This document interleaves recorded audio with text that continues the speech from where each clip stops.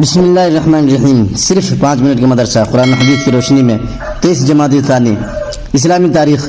حضور صلی اللہ علیہ وسلم کی وفات سے صحابہ کی حالت۔ رسول اللہ صلی اللہ علیہ وسلم کی وفات کی خبر مدینہ کے اطراف میں فوراً پھیل گئی۔ یہ خبر صحابہ کرام پر بجلی بن کر گری۔ اس المناک حادثے نے صحابہ کرام کو ہمیشہ کے لیے آپ صلی اللہ علیہ وسلم کے چہرے انور کے دیدار سے محروم کر دیا۔ بڑے بڑے جلیل القدر صحابہ حواس کھو بیٹھے اور ان کی عقلیں گم ہو گئیں۔ حضرت عمر رضی اللہ تعالیٰ عنہ غم کے مارے تلوار نکال کر کہنے لگے، جو کوئی کہے گا کہ حضور صلی اللہ علیہ وسلم کی وفات ہو چکی ہے تو اس کی گردن اڑا دوں گا۔ مگر ایسے نازک وقت میں حضرت ابوبکر صدیق رضی اللہ تعالیٰ عنہ نے عقل و شعور سے کام لیتے ہوئے لوگوں کے سامنے ایک مختصر خطبہ دیا اور کہا، اے لوگو، جو شخص محمد صلی اللہ علیہ وسلم کی عبادت کرتا تھا تو سن لے کہ آپ صلی اللہ علیہ وسلم وفات پا چکے ہیں، اور جو اللہ کی عبادت کرتا تھا تو بلا شبہ وہ زندہ ہے اور اسے کبھی موت نہیں آ سکتی۔ پھر سورہ آل عمران کی آیت تلاوت کی، وما محمد الا رسول قد خلت من قبلہ الرسل افئن مات او قتل انقلبتم علی اعقابکم۔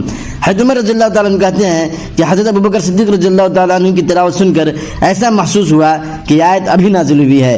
اس کے بعد صحابہ کرام کو کچھ ہوش آیا اور یقین ہوا کہ رسول اللہ صلی اللہ علیہ وسلم اپنا فریضہ رسالت پورا کر کے اپنے رب کے پاس جا چکے ہیں۔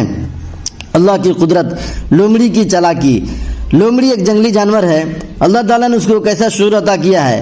یہ اپنا مکان زمین کے اندر بناتی ہے اور اس میں آنے جانے کے لیے 2 راستے بناتی ہے، اور وہ راستے بہت تنگ ہوتے ہیں۔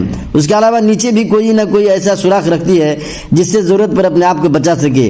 ایک راستے سے اگر کوئی پکڑنا چاہے تو دوسرے راستے سے بھاگ جاتی ہے، اور اگر دونوں راستوں پر کوئی اس کو گھیر لے تو نیچے کے سوراخ سے اپنا بچاؤ کر لیتی ہے۔ یہ شعور اور سمجھ لومڑی کو کس نے عطا کیا؟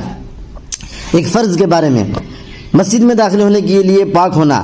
رسول اللہ صلی اللہ علیہ وسلم نے فرمایا، کسی حائضہ عورت اور کسی جنبی یعنی ناپاک آدمی کے لیے مسجد میں داخل ہونے کی بالکل اجازت نہیں ہے۔ ابو داؤد شریف۔ فائدہ، مسجد میں داخل ہونے کے لیے پاک ہونا ضروری ہے۔ ایک سنت کے بارے میں، اپنے سامنے سے کھانا کھانا۔ حضرت عمر بن ابی سلمہ رضی اللہ عنہ نے فرمایا کہ ایک دن میں نے رسول اللہ صلی اللہ علیہ وسلم کے ساتھ کھانا کھایا۔ میں تھالی کے ارد گرد سے کھانے لگا تو آپ صلی اللہ علیہ وسلم نے مجھ سے فرمایا، اپنے سامنے سے کھاؤ۔ بخاری شریف۔ فائدہ، اگر ایک ساتھ کئی آدمی کھانا کھائیں تو ہر ایک اپنے اپنے سامنے سے کھائے، یہی سنت ہے۔ ایک اہم عمل کی فضیلت، قرآن شریف کی تلاوت کرنا۔ رسول اللہ صلی اللہ علیہ وسلم نے فرمایا، قرآن شریف کی تلاوت کیا کرو، اس لیے کہ قیامت کے دن یہ اپنے ساتھی یعنی پڑھنے والے کی شفاعت کرے گا۔ ایک گناہ کے بارے میں، جانوروں کو بے مقصد مارنا۔ رسول اللہ صلی اللہ علیہ وسلم نے فرمایا، جس نے کسی چڑیا کو بے فائدہ مارا ہوگا تو قیامت کے دن اللہ تعالیٰ کے سامنے فریاد کرے گی کہ اے میرے رب، فلاں نے مجھے بے مقصد مارا تھا اور کسی ضرورت کی وہ فائدے کے لیے نہیں مارا تھا۔ نسائی شریف۔ دنیا کے بارے میں، دنیا کا کوئی بھروسہ نہیں۔ رسول اللہ صلی اللہ علیہ وسلم نے فرمایا، اس دنیا کی مثال اس کپڑے کی سی ہے جس کو شروع سے کاٹ دیا جائے اور آخر میں ایک دھاگے پر لٹکا ہوا رہ جائے تو وہ دھاگا کبھی بھی ٹوٹ سکتا ہے۔ اسی طرح اس دنیا کا کوئی ٹھکانہ نہیں، کبھی بھی ختم ہو جائے گی۔ آخرت کے بارے میں، قیامت کے دن زمین کا لرزنا۔ قرآن میں اللہ تعالیٰ فرماتا ہے، جب زمین پوری حرکت سے ہلا دی جائے گی اور زمین اپنے بوجھ، مردے اور خزانے باہر نکال دے گی، اور انسان کہے گا کہ اس زمین کو کیا ہو گیا ہے، اس دن زمین اپنی باتیں بیان کر دے گی، اس لیے کہ آپ کے رب نے اس کو حکم دیا ہوگا۔ طب نبوی سے علاج، سرکہ کے فوائد۔